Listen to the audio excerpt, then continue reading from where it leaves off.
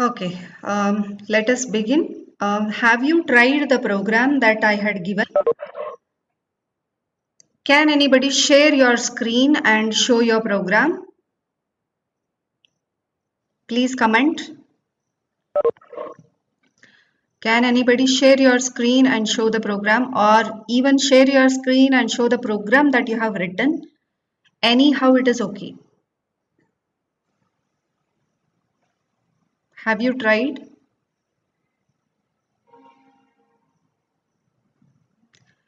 Yeah, Iranna, can you show your program? Please start your video and unmute and show your program written or typed.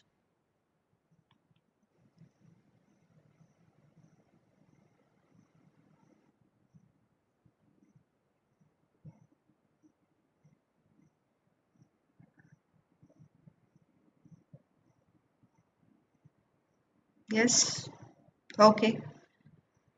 You can unmute and please explain it. Am I audible now? Yeah, you are audible. Go ahead.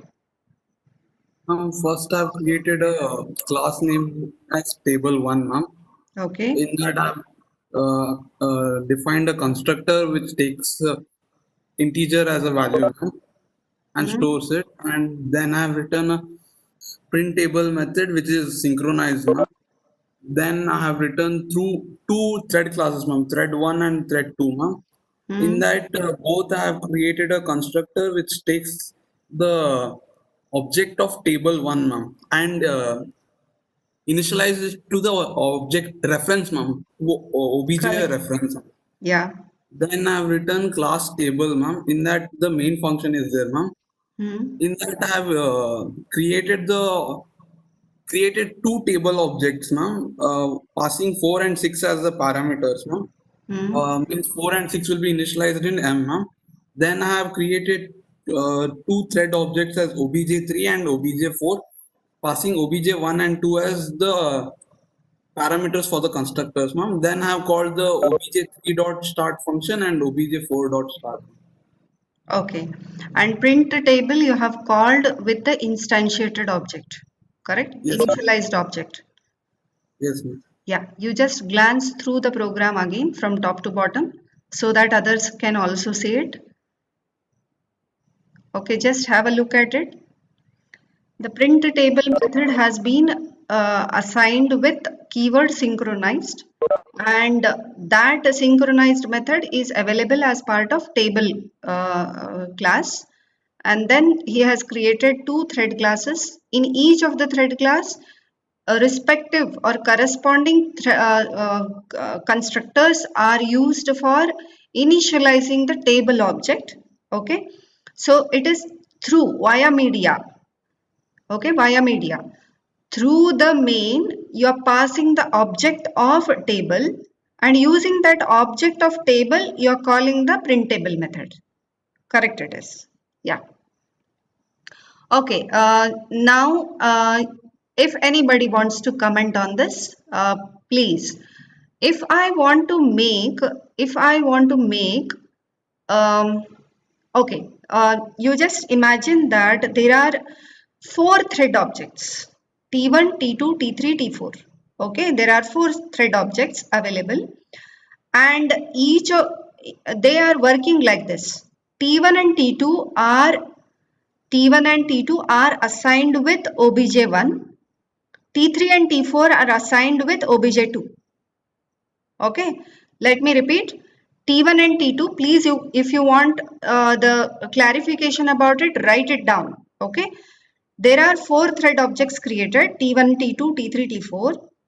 T1 and T2 are assigned with obj1. Okay, T3 and T4 are assigned with obj2. Now, can there be any interference between T1 and T2 and T3 and T4? Please comment. Can there be any interference between T1 and T2 and T3 and T4? Matlab T1 and T2, is there any interference? They are acting on the same object obj1. and T3, T4 are acting on the same object obj2. So obj1 is associated with calling of the function on the value 4. obj2 is associated with calling of the function on the value 6. I hope you are getting my question. Irana, can you get the question what I am asking for?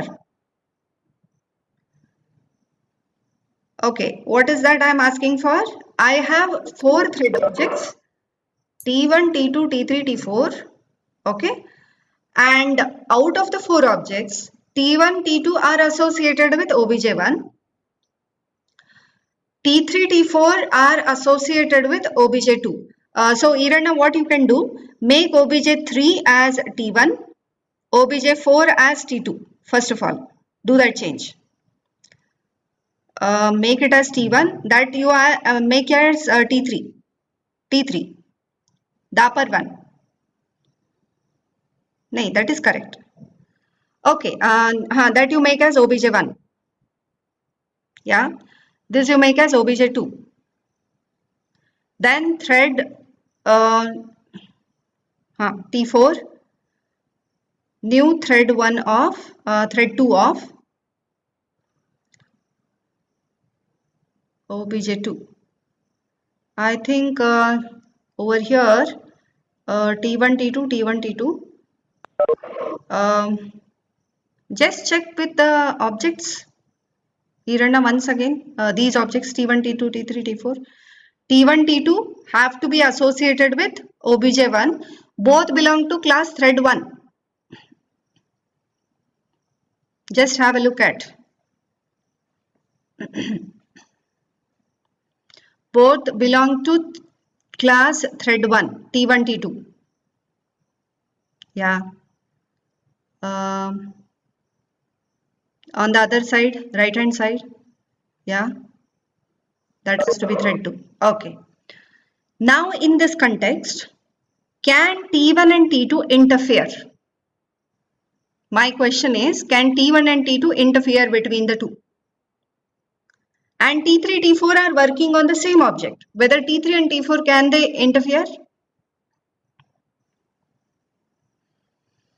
No comments from your side. You are not understanding my question or you are not able to follow. Just think about it. Okay, run the program, Irana.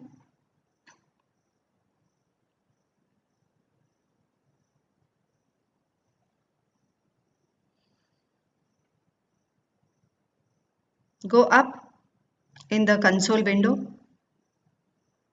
Scroll up. Yeah, just scroll up.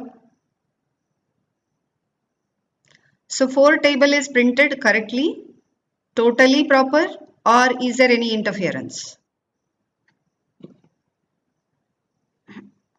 Just speak up, please. Some of you comment. Now after 4 there It's is an 6. interference. There is an interference. There, Are you ma'am, getting? Are you interference. getting why I'm asking this question? See, on the same object, if you create more than one thread, there is an interference. Correct? Then how I can manage this? How I can manage this? Can anybody comment on this?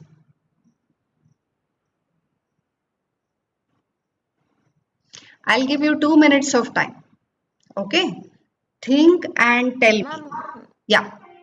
Who is speaking? can we use join method, ma'am? Ma'am, Prarthana, ma'am. Yes, Prarthana. So, Irana, what you do? After T1 dot join, after T1 dot start, hit enter. You have to put it in try catch block, otherwise it will give error. So what you do, all those start and all is there, no? Okay, yeah, you give it. T1 dot join.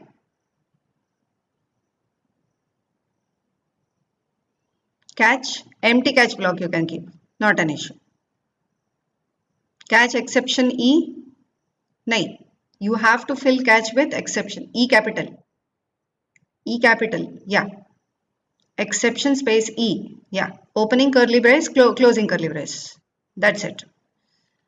Yeah. Now, after T3, copy and paste the same thing. after T3. Yeah, change it to T3.join. Yeah, save it, run it.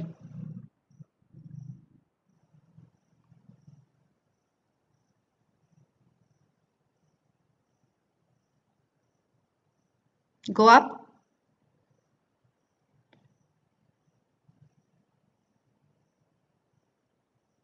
Yeah, scroll down, scroll down.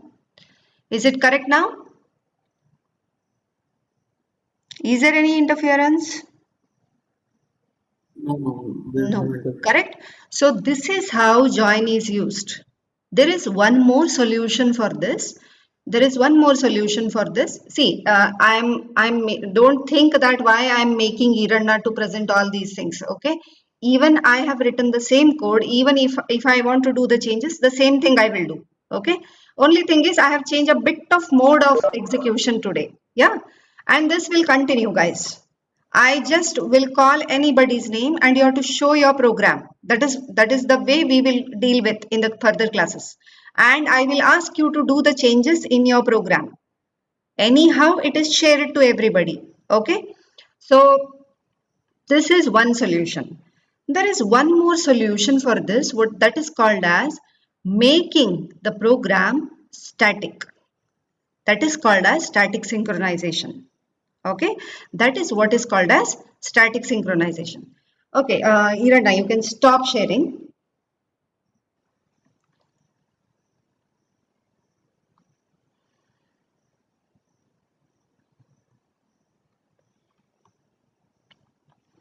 Just 1 minute.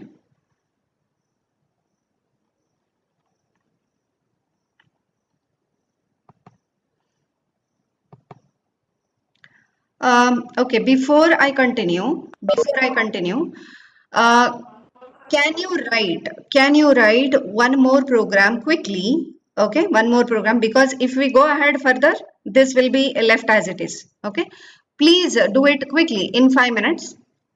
Write a Java program. Make it fast.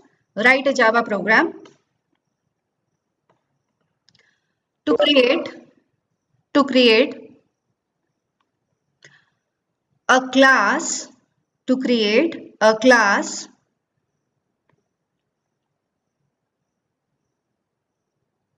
named even odd.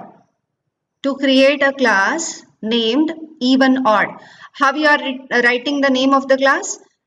Beginning with smaller case letters, any in between word has to be uppercase. That is camel casing. Okay. Create a class by name even odd, which contains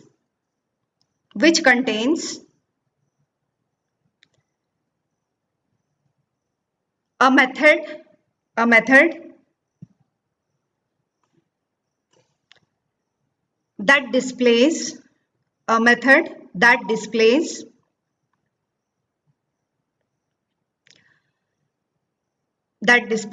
the count of the sum of I'm sorry that displays the sum of all the even and odd numbers and odd numbers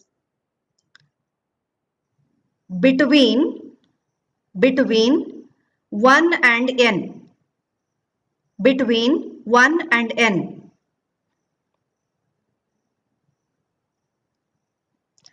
There is one more class.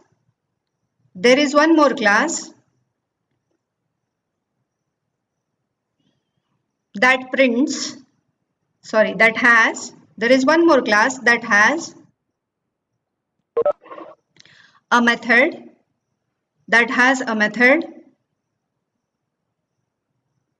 that displays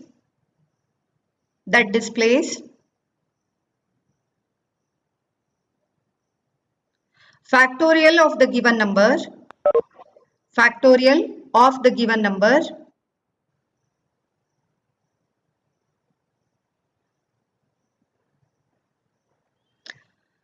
full stop. Create four threads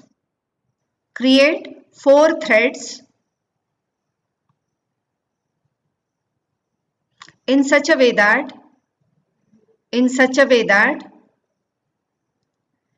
T1 and T2 are calling even odd, T3 and T4 are calling factorial. T3 and T4 are calling factorial. I will give you exactly 5 minutes of time, not more than that. Exactly 5 minutes. Make it fast. You can copy and paste the previous program for your reference.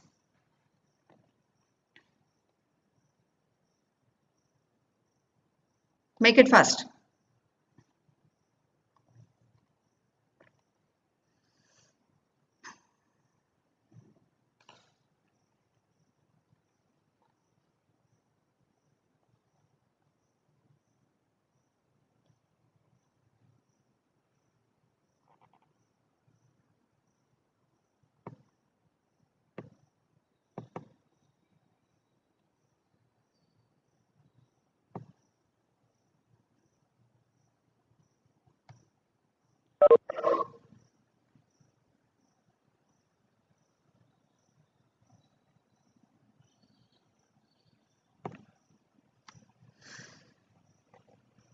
Yes, anybody has any doubts?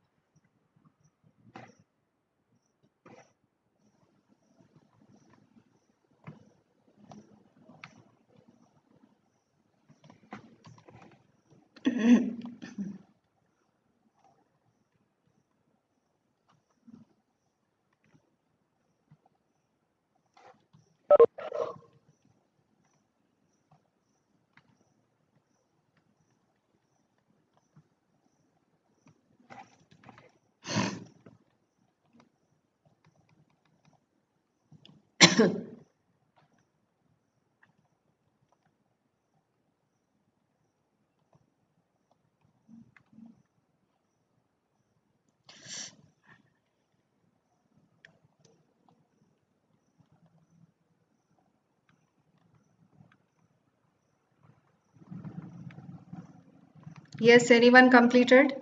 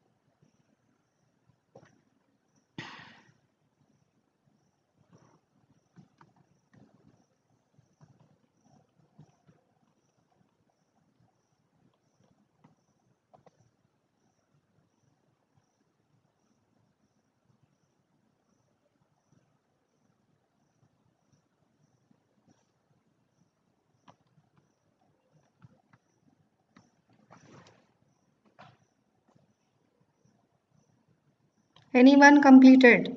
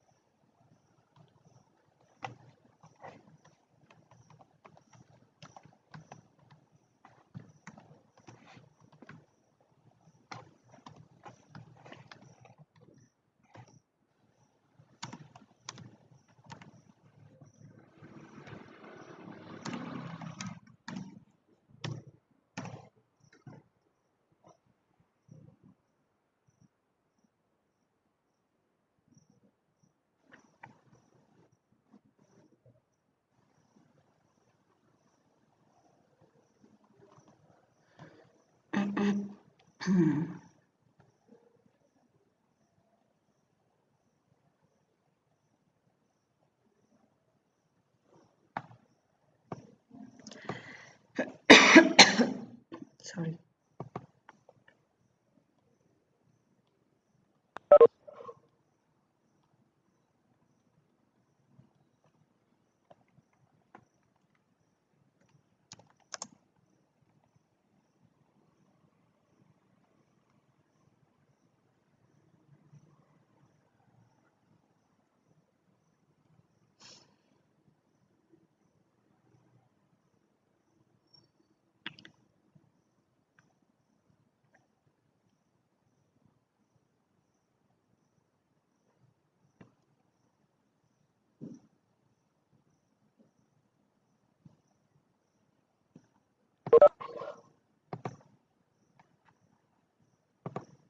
See, I'll be sharing the screen and the same program as Iranna had done, the same program I have, but what is the modification that I have done? Instead of writing join, okay, just have a look at the thing that was done previously. Instead of writing join, I have called T1, T2, T3, T4 as it is, but I have made print table as static. Okay, so this is called static synchronization, where you're making the function both synchronized as well as static. So if both the keywords are available with reference to one particular method, that is called as static synchronization. Okay, instead of using join method as we had done previously, instead of using join method, what has been done? The method has been static synchronized. Okay, I hope it is clear for you.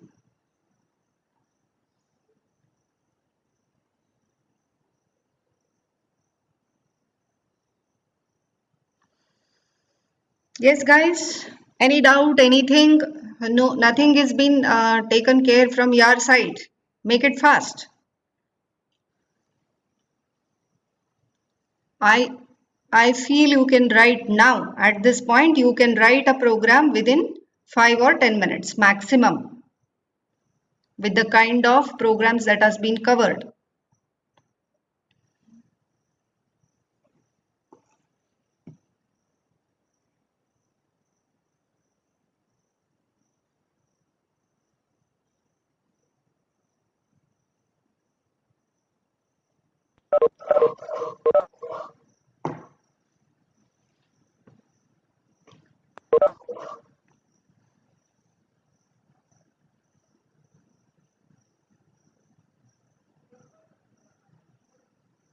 Is it so difficult, guys? Done. Okay, Varshini, good. Who else is done?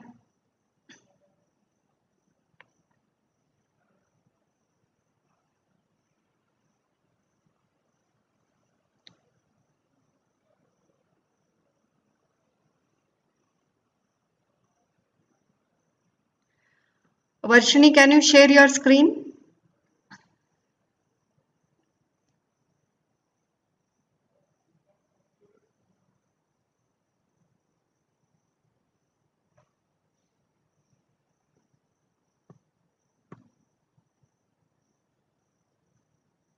Not an issue, not an issue. You can show your program. I do understand. You can just switch on the video and show your program.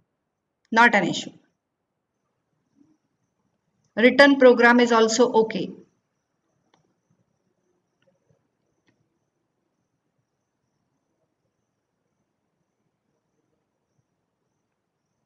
Visible? Yeah, yeah, Varshini. Just 1 minute.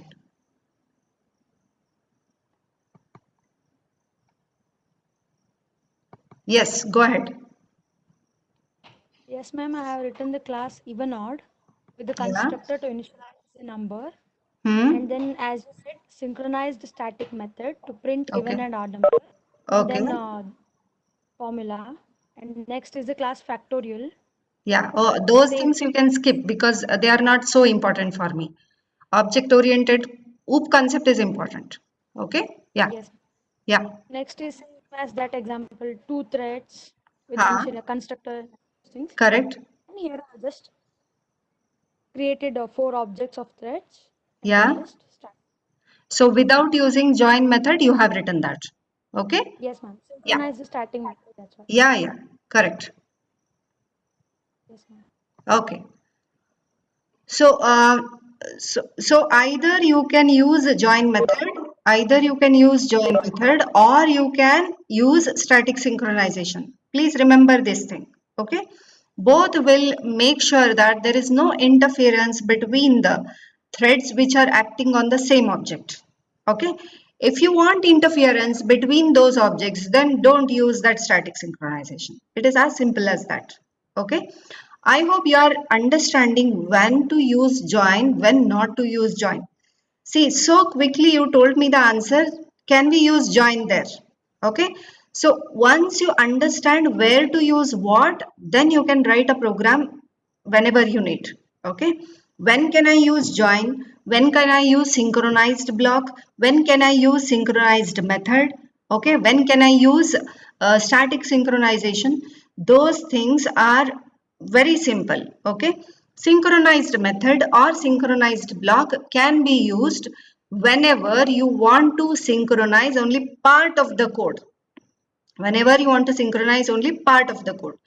Static synchronization is useful when you don't want to allow that interference between the threads that are acting on the same object. Okay. And join is useful for me whenever I want to tell, look, I'm doing my stuff. No one else should interfere in my stuff.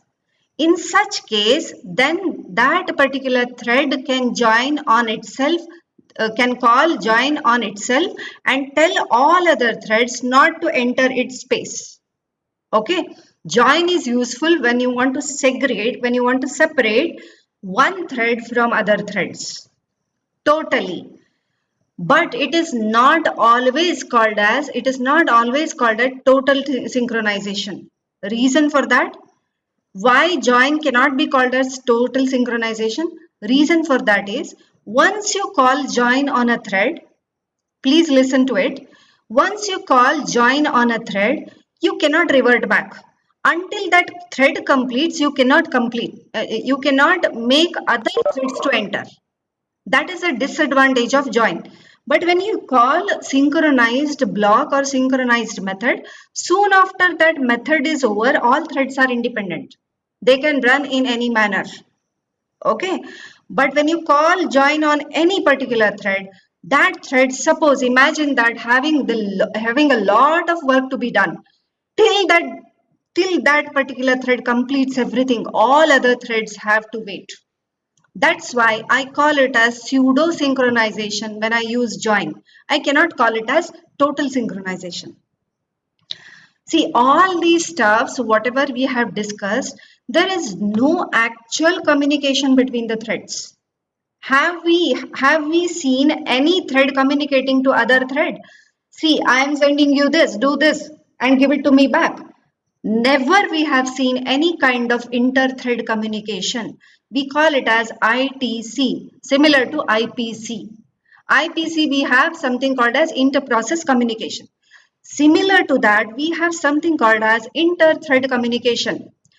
There is no such example written till now which talks about inter-thread communication.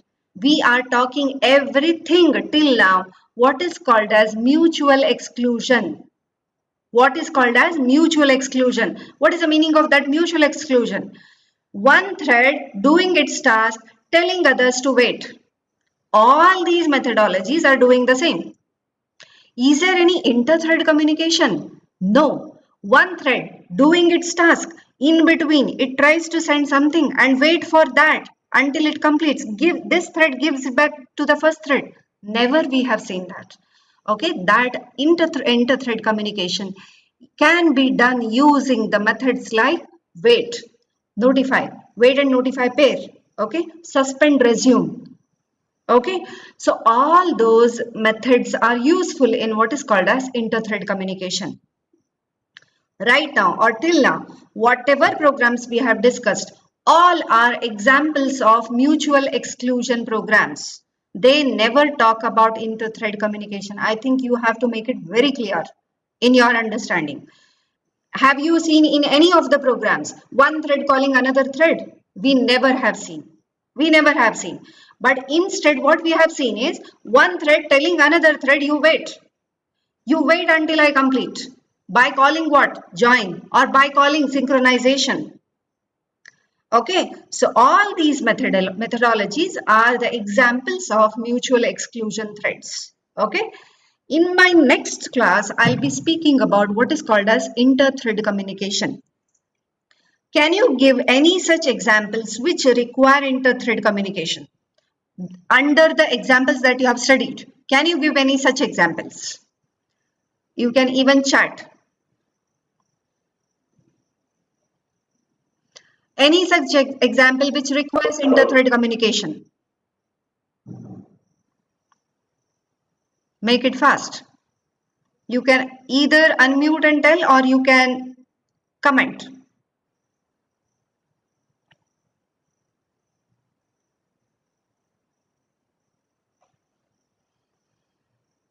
Anyone? Okay, Varun has sent me even odd count calculating. Can I call that as inter-thread communication? See, for instance, any program that we have written till now can be made or can be converted into what is called as inter-thread communicating process. Any example can be converted into that. Okay, but like the one which he has told, even odd count, you can convert that to definitely ITC. But there are few applications which we have studied in operating system. All those examples can be taken as inter-thread communicating examples. For example, dining philosopher's problem. For example, producer-consumer problem. Okay, um, all those things they talk about what is called as ITC, where thread has not yet completed its task, but it gives the chance to somebody else and waits for its turn again. This is called multiple threads acting at a time. Mutual exclusion, whatever you have seen, that never talks about multiple threads working at a time. But if you have called multiple threads on two different objects, they can act independently. Like the example which we have discussed. T1 and T2 are working on object 1, T3 and T4 are working on object 2. Now, in that case, T1 and T3 can work independently. Similarly, T2 and T4 can work independently. What about T1 and T2? No, they cannot work independently because they are shared. They are working on the shared object. How can I make them independent? By making them static synchronized. I hope this concept is clear for you. If any doubts, please ask me now only.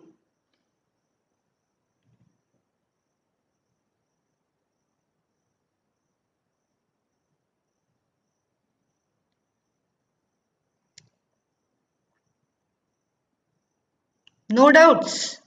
If you are keeping quiet, I'll assume that there are no doubts.